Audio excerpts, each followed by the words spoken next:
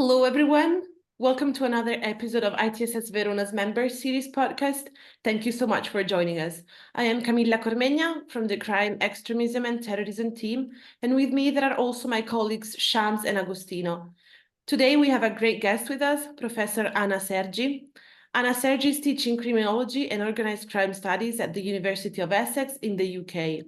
She was born and raised in Calabria, Italy, which is certainly one of the reasons why she chose to focus on the Ndrangheta, both in Italy and worldwide. She loves Calabria, and her research demonstrates her love and commitment to her homeland. Professor Sergi has also written books and scholarly articles on Calabrian organized crime in Australia, Canada, and Europe, and on cocaine trafficking in port cities. Among other things, she won an early career award of the European Society of Criminology for scientific excellence. Thank you so much for being with us today. It's really an honor and a privilege to speak with a leading expert on organized crime. Our program today will be focused on the Ndrangheta, its international dimension, and the EU's efforts to counter it. So I would like to start our interview by asking you, what are the key characteristics that define the Ndrangheta as a polycrime organization? Thank you for having me. It's a pleasure to be here with you guys. The Ndrangheta is a polycrime organization because it is a polystructure organization. So it's made of several different clans. All the clans share a number of similarities and characteristics in terms of their activities and their structures and their interactions, but also they have an enormous degree of independence and autonomy.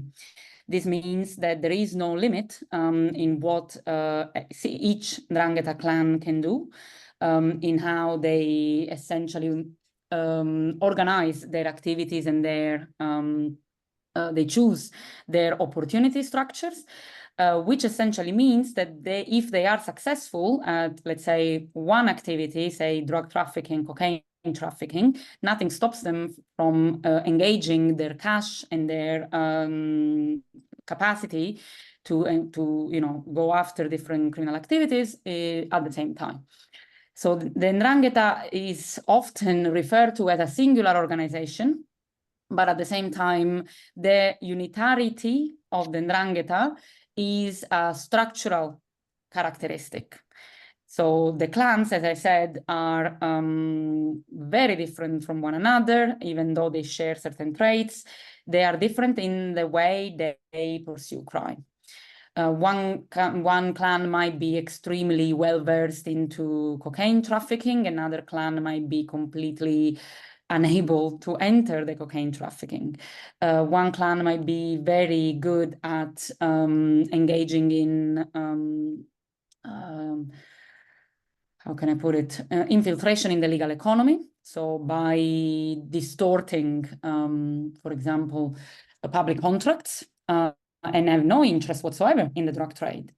So each clan will define their own criminal enterprise mentality and vision, if that's if we can use that terminology. So the Ndrangheta is multiple, contains multitudes. The way we describe it as polycriminal and polystructural is to give ideas of how complex it is as a system of power and profit-seeking in the criminal sense. Thank you very much. Our second question will be, what are the specific crimes the Ndrangheta is involved in within the European Union? Okay, so different clans of the Ndrangheta are active in the European Union. And when I say different clans, I go back to the question I just answered. Each clan will develop what we call a clan-on-clan typology of crime, meaning that each family from home will develop links and activities with a portion of their family abroad. When I say family, I mean both the actual family, so the family bonded together by family ties and by marriage, but also the family in a criminal sense, so people who are associated with the clan for various reasons and have a trusting relationship with the members of the clan. So this is how the Ndrangheta moves in Europe. It moves on a clan-on-clan basis. It doesn't move with the full force of the whole of the Ndrangheta organization. So one of the main mythologies is around, obviously, the use of the terminology of the Ndrangheta as a singular organization, as if there was a strategy behind the organization to move abroad. This is not correct. There is no meeting or committee of the Ndrangheta leaders that say, oh, now we go to Belgium and we enter the market of flowers. There was an operation about the market of flowers in the Netherlands, actually. There is oftentimes a situation where context meets opportunity. So people who are already in a different context than the one from home, with Ndrangetistic capacities, with access to the Ndrangheta clan, they will see an opportunity and they will seek out to exploit that opportunity. In order to do that, they will create this constant communication channel with home. And in order to succeed, this connection with Calabria needs to be as strong as possible. And this is where we go into examples. So the drug trade, cocaine. Cocaine is the fundamental activity of the Ndrangheta in Europe. Cocaine trade. And when I say cocaine trade, I mean the specific element of the supply chain of the product of cocaine, which is importation. So cocaine has a number of steps in its supply chain to arrive from the production cultivation countries all the way into Europe. These different stages have different actors involved, not just Ndrangheta, of course. It requires partnerships, it requires working relations with other criminal organizations. The Ndrangheta clans active in the cocaine trade in Europe mostly finance the operation, which essentially means, in business terms, that they are the one with the investment cash. So they are the ones who pull together the money, which is necessary to start the so-called job. Job meaning the importation of, let's say, 500 kilos, 1 ton, 2 tons of cocaine over a period of time. So if you want to imagine this in a sort of an Amazon-like formula, it's not about ordering a product and pulling together the money to order a product that comes from Colombia. It's about subscribing to a constant refill of a product, whereby your financial capacity is pre-checked, and is every time you enter the business, you confirm that you still have the financial capacity to take care of that business. So the Ndrangheta is not the only cocaine trader in Europe. By all means, there are several cocaine traders in Europe, several organizations with whom the Ndrangheta clans cooperate and enter in partnership with, but they've been around for a long time. And this means that they have an edge over many other groups who are, more recent. And this edge is in their reputation. They pay, they can be trusted to pay, and in introducing new clans. So they guarantee new entries. So if someone new wants to enter the business, they can go to some of the Ndrangheta clans who have been around for a long time and ask for a guarantee. This is quite unique, not that many organizations have that. But again, even when it comes to the drug trade, we're not talking about the whole of the Ndrangheta. We're talking about a number of groups, a number of clans, specifically from certain villages who have developed an ability to be successful at the drug trade. And that even though they use the name of the Ndrangheta, the brand of the Ndrangheta, the services of the Ndrangheta, they keep the money. So the drug trade really gives an idea of who is rich and who is not. There is a 1% in the Ndrangheta, and they don't share the money with others. Together with the drug trade comes the other big deal in Europe, which is money laundering. Now, the Ndrangheta is a very simple money launderer most of the time, not all of the time. We have some very interesting cases of complicated money laundering. But one of the non-complicated ones is the never-ending love for the made in Italy, which means restaurants, pizzerias, ice cream. Why? Because these are cash-intensive businesses. These are usually very low-key, because everywhere you go in Europe, there are plenty of Italian restaurants, so one more will not create any alarm whatsoever. And through restaurants, you can also gain money.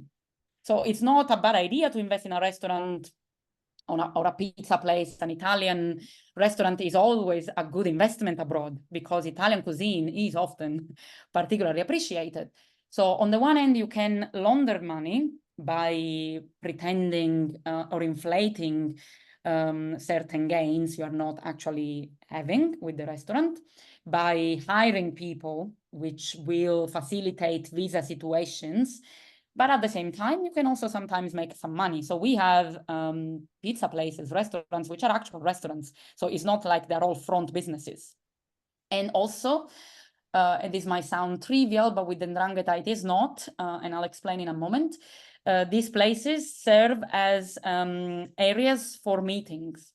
They are meeting points. Oftentimes, when you hear of a restaurant that has been closed in North Rhine-Westphalia, that place is not just a restaurant where they plan and invest money or reinvest capitals or launders cash.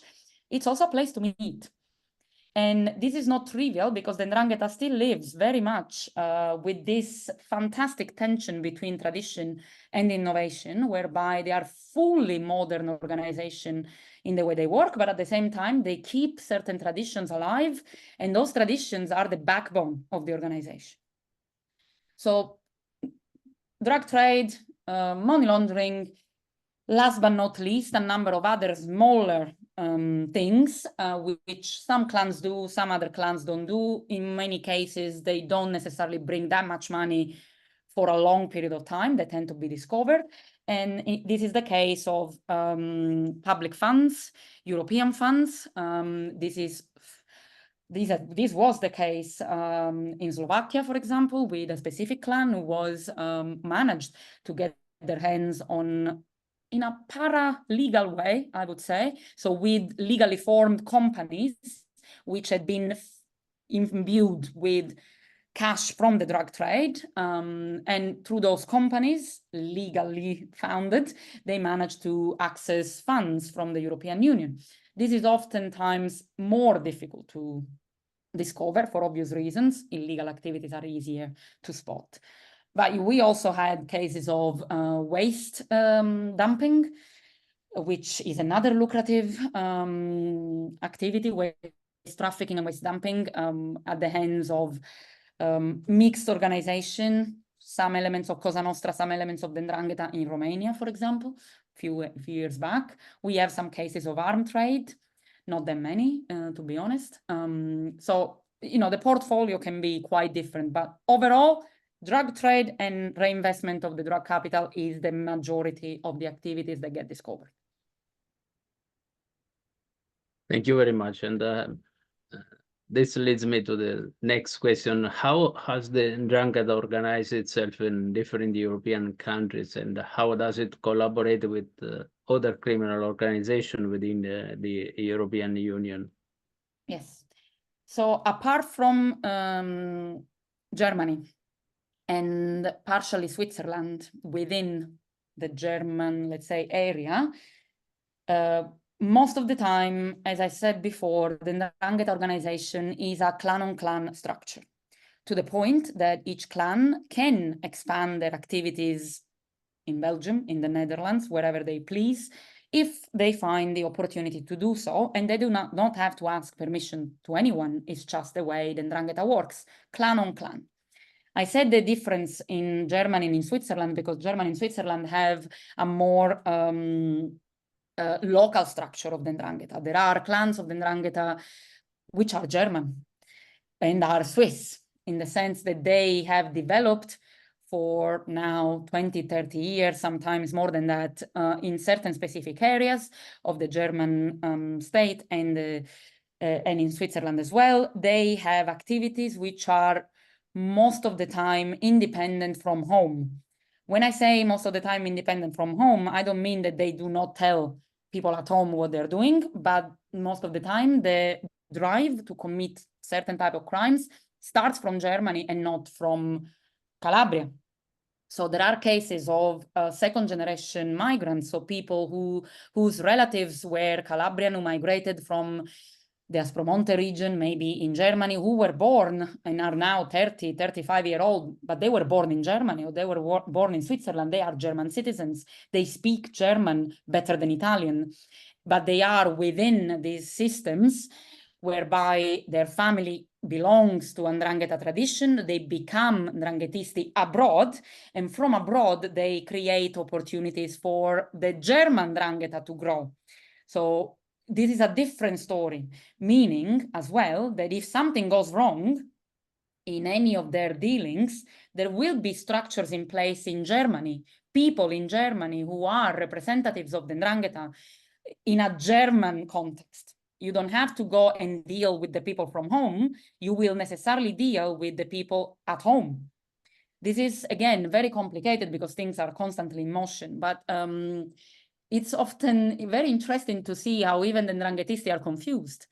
There is a wonderful interception in Operation Helvetia, which, by the way, ended up saying that the people in Switzerland who were accused of belonging to the Ndrangheta in Switzerland weren't actually Ndranghetisti, they were just talking about the Ndrangheta. So it was a very complicated operation, but it's peculiar to see that these people who are living in Switzerland, they became Ndranghetisti in Switzerland, so they did not migrate, they were already there. They talk to each other and they are very confused with the hierarchy. So they say, who is above us? Is it the locale of Philadelphia, which is the village in the province of Vibo Valentia where they are from? Or is it this crimine thing that everyone talks about? And the other person says, well, no, the crimine is in Reggio Calabria. We are under another structure. So they talk and they teach each other how the Ndrangheta works because there is no induction in the Ndrangheta. So everyone learns by doing. And there are some breaking of communication. So the Ndrangheta abroad is also quite informal most of the time. It's not dogmatic. There is no way in which from home everything is decided and everyone has to do whatever they decide at home. There is also quite a lot of room for flexibility and for, I wouldn't say improvising, but for capturing the complexities of operating abroad. This is the same for the partnerships. There hasn't been any cocaine job in the past, at least 5 years, since before COVID, that I have seen that includes the Ndrangheta, that does not involve partnerships.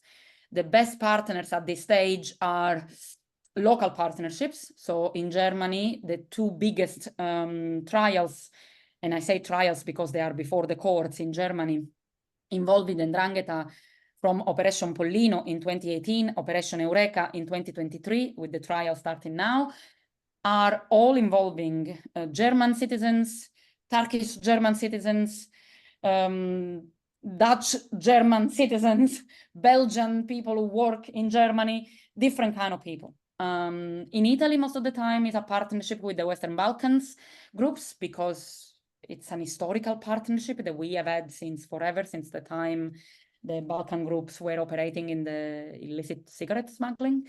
So there are partnerships that enrich the organization in the actual sense of the word, but also enrich the organization in the sense that it transforms it from a mafia organization into an organized crime network. The Ndrangheta abroad does not need to act with the mafia method. There is no intimidation needed. There is no reason why you create any type of fear and consensus game with the community. You act within other criminal groups. So what other criminal groups need is for you to be trustworthy, to pay on time, and to offer services. And then Ndrangheta can do it all. But again, most of the time is not a partnership with the Ndrangheta, it's a partnership with the clan. Another fantastic interception from Operation Pollino, 2 men from belonging to the clan in San Luca, in Calabria.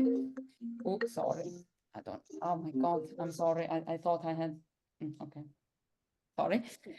So these clans from San Luca, these 2 people from the clan in San Luca, in Calabria, They are meeting with someone of Albanian origin who is supposedly selling them the cocaine, and the Albanian person asks, so are you from the Italian mafia in Calabria? And these two people say, well, we are from San Luca. And the Albanian person asks, okay, so are you from the mafia then? And the other people ask, yes, we are from San Luca mafia. So they define themselves in a way that the other person can understand. So they don't come in with, we are the Ndrangheta. They come in with, we are from this place, Google us, because there's also this, Google us and see who we are. So there is this element of recognition that they obviously bank on. So again, it's a matter of also who is doing what. Most of the time, the people who are doing the trafficking are not apical members of the Ndrangheta. They are people who have the capacity to speak languages, to travel, to already live abroad, to know the system abroad. So they are not the older apical members back in the village. Thank you, very interesting indeed. So I guess our last question would be, how is the EU involved in anti-mafia efforts and how efficient is it at the moment? And perhaps you could elaborate on how these efforts could be improved. Yes, so European Union in 2008 formulated a Council framework decision which is still valid on the harmonization of criminal law to combat and contrast organized crime in Europe. And this was very much, pushed by the events of the feud from San Luca spilling over into Germany. 15th of August 2007, 6 people get killed in Duisburg in front of a pizzeria belonging to a man from San Luca.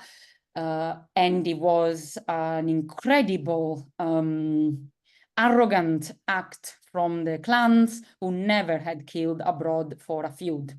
So European Union action, Italy obviously pushing for a European action, started very, very timidly in 2008.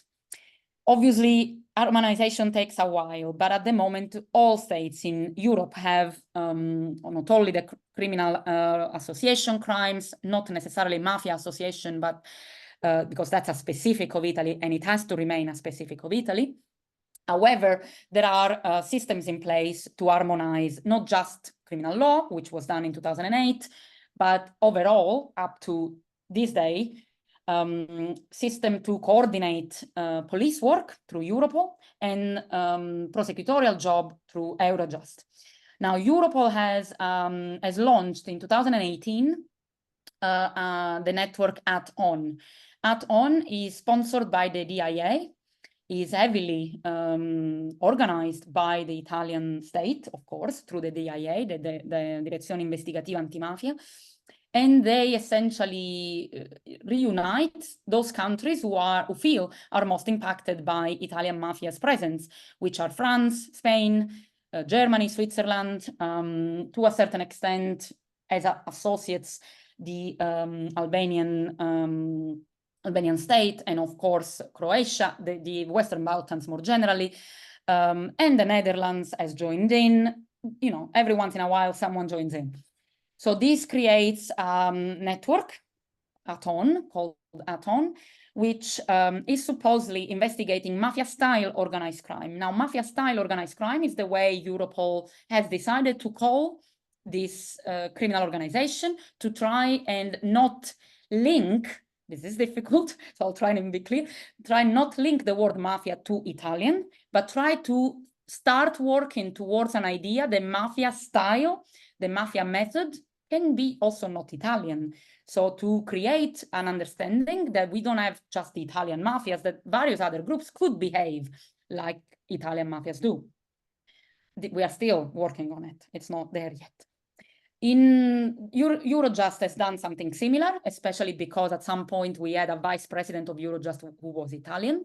So he invested very much into this, building of a network that could be associated to Europol and bring the investigation to the prosecution stage. And this is done in a number of ways, in very, very particular ways, guys. I mean, from very simple things, like what happens if the judicial authority of Milan is implanting a bug, is bugging a car of an alleged Ndrangheta, and this person valicates the Alps and goes into Switzerland, and then he goes into Belgium, and then he goes into Germany. Is the bugging allowed? Can we, gather evidence, intelligence from a bugging mechanism that was placed in Italy by an Italian authority, but captures conversation in Belgium?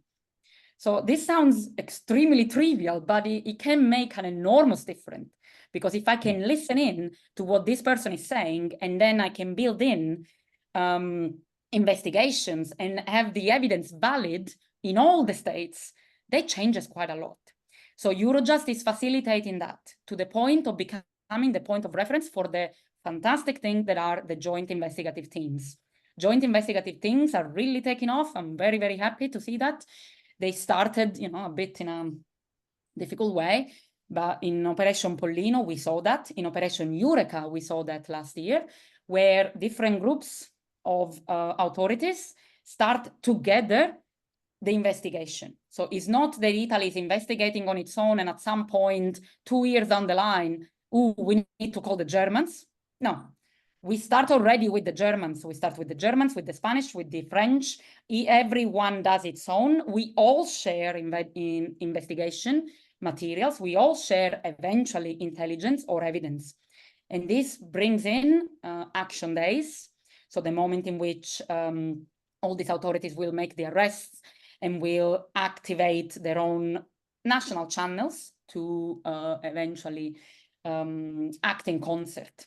So this is the future of Europe. There is no other way, especially because while we are debating whether I can follow someone in a car between Belgium and Germany, that person has already come back, done the cocaine trade and move on.